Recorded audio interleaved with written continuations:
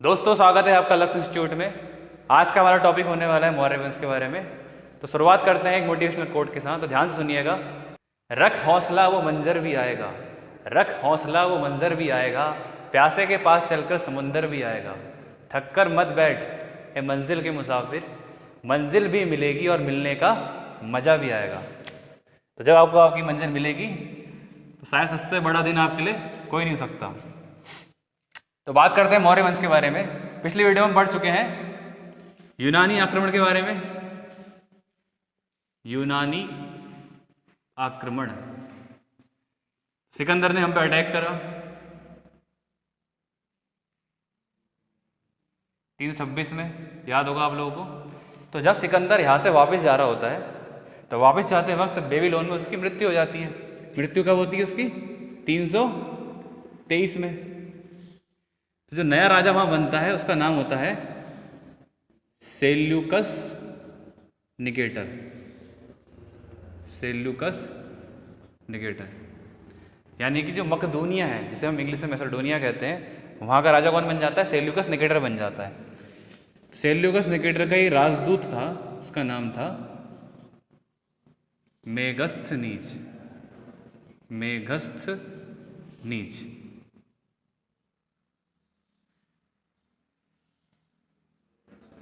दोस्तों, मेगस्थनीज के बारे में इसलिए आपको बता रहा हूँ, आगे आगे हम डिटेल में पढ़ेंगे सेल्यूकस निकेटर के बारे में। वो भी भारत पे अटैक करता है, उसको कैसे चंद्रगुप्त मौर्य हराता है। लेकिन यहाँ पे हमारे जरूरत है, जो इंपॉर्टेंट है, मेगस्थनीज का, क्योंकि यहाँ पे नाम आ रहा है उसका। तो मेगस्थनीज किसका राजदूत था? सेल्यूकस निकेटर का। तो बात करें मौर्य वंश के जानकारी के स्रोत हमें कैसे मिलते हैं, तो उसके कई स्रोत हैं, जैसे कि पुरातात्विक स्रोत भी है और कई जो पुराने राइटर रहे हैं उन्होंने उसके बारे में लिखा हुआ है। तो जैसे विशाखा दत्त की एक बुक है, उसका नाम है मुद्रा राक्षस। मुद्रा राक्षस। दोस्तों, लिखने से पहले आपको बता दूं, एग्जाम में स्रोत आपसे पूछे ना पूछे, लेकिन हर बार कई बार ऐसा क्वेश्चन आता है, जैसे आपसे पूछ लेगा पतंजलि ने कौन सी बुक लिखी थी, कर्ण ने कौन सी लिखी थी, या बुक का नाम आ जाएगा तो आपसे राइटर के नाम पूछ देगा। जैसे कौटिल्य ने अर्थशास्त्र लिखी है तो पूछ सकता है कि कौटिल्य ने कौन सी बुक लिखी थी, तो आंसर हो जाएगा अर्थशास्त्र। या फिर ये आ सकता है कि अर्थशास्त्र किसने लिखी थी, तो आंसर हो जाएगा कौटिल्य। तो यहाँ से कई बार एग्जाम में क्वेश्चन आए, काफ़ी इंपॉर्टेंट टॉपिक है। तो कौटिल्य ने कौन सी बुक लिखी थी? अर्थशास्त्र। और नाम सुना होगा आचार्य चाणक्य का, तो कौटिल्य किसका नाम है? चाणक्य का नाम ही है। किसका नाम है? चाणक्य। दोनों सेम है। और चाणक्य कौन थे? अभी आगे पढ़ेंगे हम। जो मौर्य वंश की जो स्थापना करते हैं चंद्रगुप्त मौर्य, उनके राजनीतिक गुरु थे। तो सोमदेव ने कौन सी बुक लिखी थी? कथा सरित सागर। कलर ने लिखी थी राज तरंगिणी। राज तरंगिणी। पतंजलि ने लिखी थी महाभाष्य।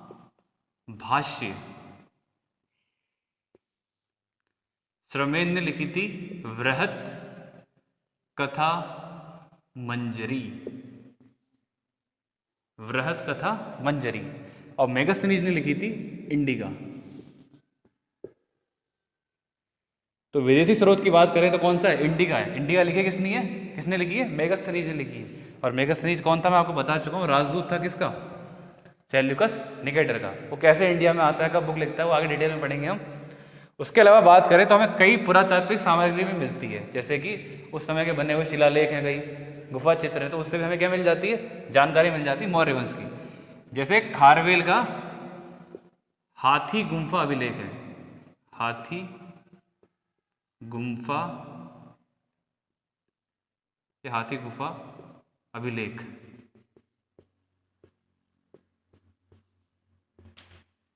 खारवेल कहाँ पड़ता है? उड़ीसा में। उड़ीसा की राजधानी भुवनेश्वर है, उसी के आसपास है खारवेल।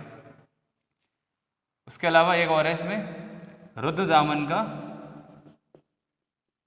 गिरनार अभिलेख। रुद्रदामन का गिरनार अभिलेख।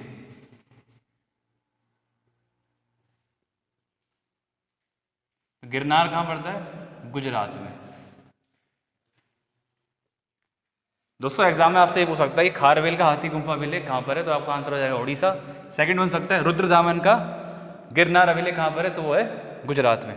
तो इन दोनों अभिलेखों से भी हमें मौर्य वंश की जानकारी मिलती है। इसके अलावा आपको पता होगा कि अशोक ने कई सारे अभिलेख खुदवाए थे, तो लगभग अशोक के 14 अभिलेख हैं मेनली, वैसे तो हैं कई सारे, उससे भी हमें जानकारी मिलती है 14 अभिलेख। तो इन सब चीज़ों से हमें जानकारी मिलती है मौर्य वंश के बारे में।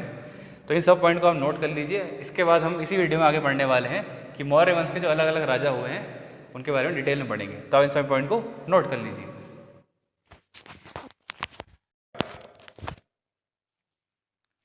दोस्तों अब हम पढ़ने वाले हैं मौर्य वंश के पहले राजा चंद्रगुप्त मौर्य के बारे में। तो मौर्य वंश की स्थापना होती ही क्यों है, पहली बात तो ये है सबसे बड़ा पॉइंट। और मौर्य वंश की स्थापना करने में सबसे बड़ा योगदान किसका होता है, चाणक्य का। स्थापना तो करी चंद्रगुप्त मौर्य ने, लेकिन उनकी हेल्प कौन करते हैं, चाणक्य करते हैं। वो ऐसा करते क्यों हैं, पहली बात तो हम जान लेते हैं। चंद्रगुप्त मौर्य का जन्म हुआ था 345 ईसा पूर्व में, इसे हम बीसी भी कहते हैं। तो जो चाणक्य होते हैं, एक बार उनको सभा में बुलाया जाता है, एक जो नंद वंश के आखिरी राजा थे घनानंद की सभा में। तो घनानंद की सभा में जब बुलाया जाता है तो वहाँ पे कुछ इस तरीके से बातचीत होती है कि इनका अपमान किया जाता है। कौन करता है अपमान, घनानंद करता है चाणक्य का अपमान। तो चाणक्य को काफ़ी बुरा लगता है। तो चाणक्य क्या कहते हैं, चाणक्य अपनी वहाँ पे शिखा खोल देते हैं। एक ब्राह्मण के लिए उसकी शिखा काफ़ी इंपॉर्टेंट होती, काफ़ी पवित्र चीज़ हुई। जब अपनी शिखा को खोलते हैं तो वहाँ पे कसम खाते हैं कि मैं तब तक अपनी शिखा नहीं बांधूंगा जब तक नंद वंश का समूल नाश नहीं कर देता। समूल का मतलब समूल, यानी कि जड़ से खत्म नहीं कर देता। तो उसके बाद क्या करते हैं, उन्हें ऐसा इंसान चाहिए था जिसमें इतना दमखम हो, इतना इंटेलिजेंट हो, जो नंद वंश को खत्म कर सके। तो बचपन से ट्रेंड किसको करते हो, चंद्रगुप्त मौर्य को। उनके अंदर लीडरशिप क्वालिटी होती है कि वो कल के दिन बड़े होकर बड़ा राजा बन सकते हैं और नंद वंश को खत्म कर सकते हैं। तो चंद्रगुप्त मौर्य का जन्म होता है 345 बीसी में, और 322 ईस्वी में वो राजा बन जाते हैं घनानंद को युद्ध में हराकर। 322 ईस्वी में जब वो राजा बनते हैं, 322 ईसा पूर्व में जब वो राजा बनते हैं, मैंने आपको बताया कि उसी समय वहाँ पे राजा कौन बनता है, सेल्यूकस निकेटर। Seleucus Nicator. तो ये भी एक महत्वाकांक्षी राजा था। ये भी सपना देखता है कि मैं भी जाऊंगा और पूरी दुनिया को जीतूंगा, भारत को जीतूंगा, जैसे सिकंदर गया था। तो जब ये जाता है इंडिया पे, आता है अटैक करने के 305 में। तो इंडिया पे अटैक करने तो आता है, लेकिन इस बार इसका सामना किससे होता है, चंद्रगुप्त मौर्य से। और चंद्रगुप्त मौर्य इसको पराजित कर देते हैं। किसको, सेल्यूकस निकेटर को। और बुरी तरीके से पराजित करते हैं और इसको संधि के लिए विवश कर लेते हैं कि आपको हमारे साथ एग्रीमेंट करना पड़ेगा, संधि करनी पड़ेगी। संधि मतलब ट्रीटी करनी पड़ेगी। तो जब संधि होती है तो संधि में क्या होता है, जो अफगानिस्तान के कुछ इलाके होते हैं जैसे हेरात, मकरान,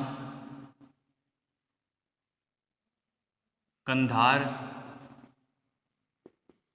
काबुल, हेरात, मकरान, कंधार, काबुल, ये चार जो प्रांत होते हैं, जो सेल्यूकस निकेटर होता है वो किसको दे देता है, चंद्रगुप्त मौर्य को देता है। इसके अलावा अपनी बेटी का विवाह भी करवाता है। इनकी बेटी का नाम था कार्नेलिया। कई जगह हेलेना भी लिखा रहता है। तो इनकी बेटी का नाम था कार्नेलिया। उसका विवाह किससे कराते हैं, चंद्रगुप्त मौर्य से। उसके अलावा अपने एक राजदूत को, इनके राजदूत का नाम क्या था, मेगस्थनीज, मैंने आपको बता चुका हूँ इसी वीडियो में। तो ये राजदूत को कहाँ रखते हैं, चंद्रगुप्त मौर्य के दरबार में रखते हैं। यही वो राजदूत है जो कल के दिन मतलब बाद में एक बुक लिखता है, इसका नाम होता है इंडिका। इसी बुक से हमें मिलती है मौर्य वंश की जानकारी। तो जब 305 में इसको हरा देते हैं, उसके बाद कुछ समय तक राज करते हैं और लगभग चंद्रगुप्त मौर्य जो होते हैं 298 ईसा पूर्व में इनका मन जो होता है संन्यास की तरफ काफ़ी इनका झुकाव हो जाता है। और ये जैन धर्म को मानने वाले थे, काफ़ी इंपॉर्टेंट पॉइंट है, जैन धर्म को मानने वाले थे। तो इनके जो गुरु थे उनका नाम था, इसको मिटा देता हूँ मैं,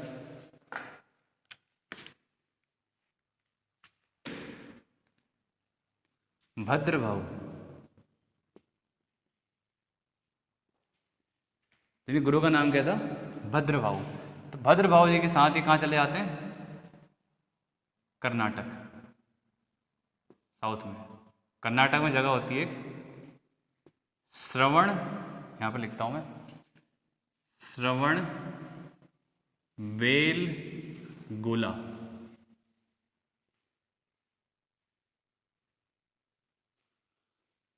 तो भद्रभाऊ जो इनके गुरु थे, जैन धर्म को मानने वाले थे, उनके साथ ही कर्नाटक में चले जाते हैं। कर्नाटक में जगह होती है श्रवण बेल गोला, और जाते कब है?